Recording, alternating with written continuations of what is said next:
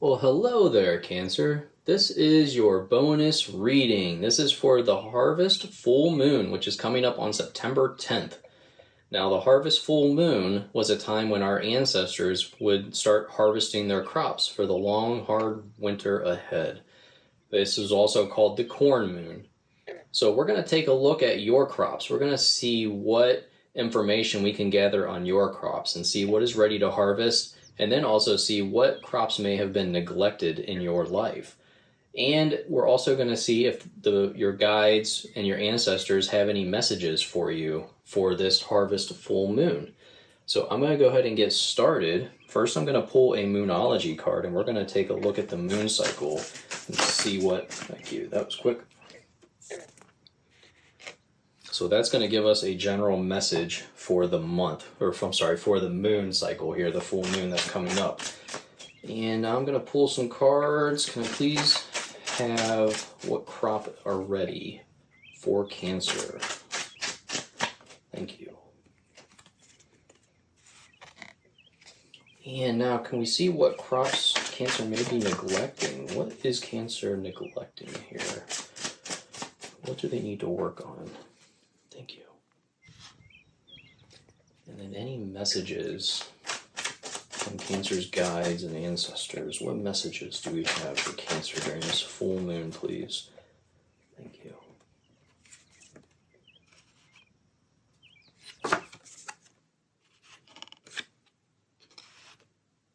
Okay, we'll go ahead and get started here. So first, let's take a look at the last quarter moon in Gemini. This card says, clear your mind. So this card in this placement during this full moon, this tells me that some of you may be fretting over something. You're directing energy into what you don't want instead of what you do want. So you need to clear your mind of these things that you don't want, because by focusing on those, you're manifesting them even harder. So make a list of your current concerns. That way you can clear your mind of them. And this allows you to start focusing on what you do want. By putting it down on a piece of paper, it allows you to see sometimes how small the list is or how unimportant the list is.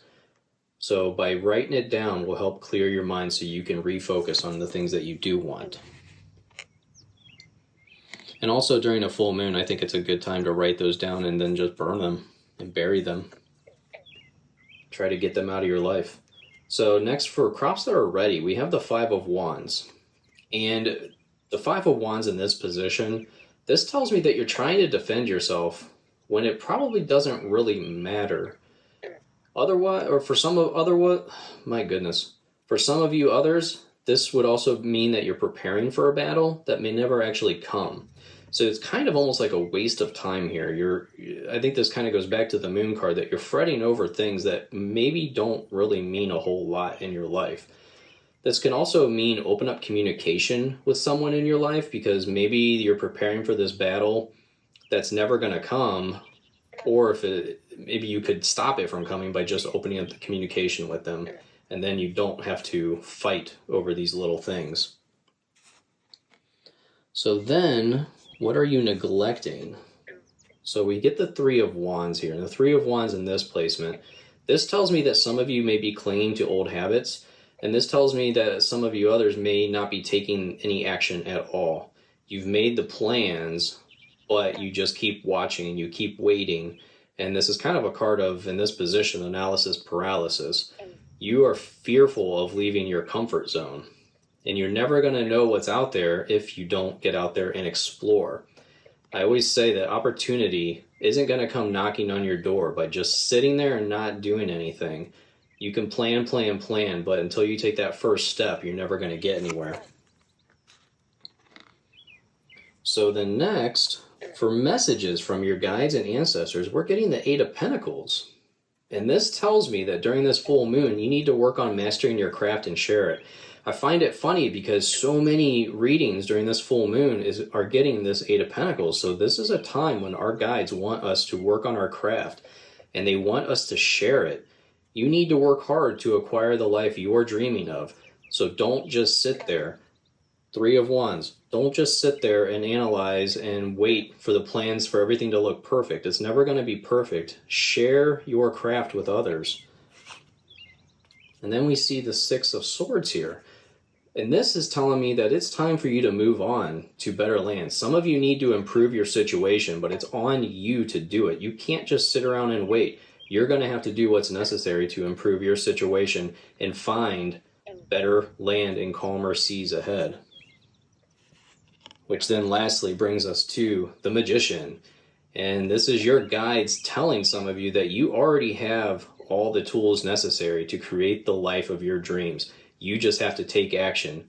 You have the tools. So it's time for you to create something amazing in your life. Work magic in your life. You see, he has everything in front of him. He's ready for alchemy. He's ready to create the gold in his life. I hope you have a fantastic harvest moon.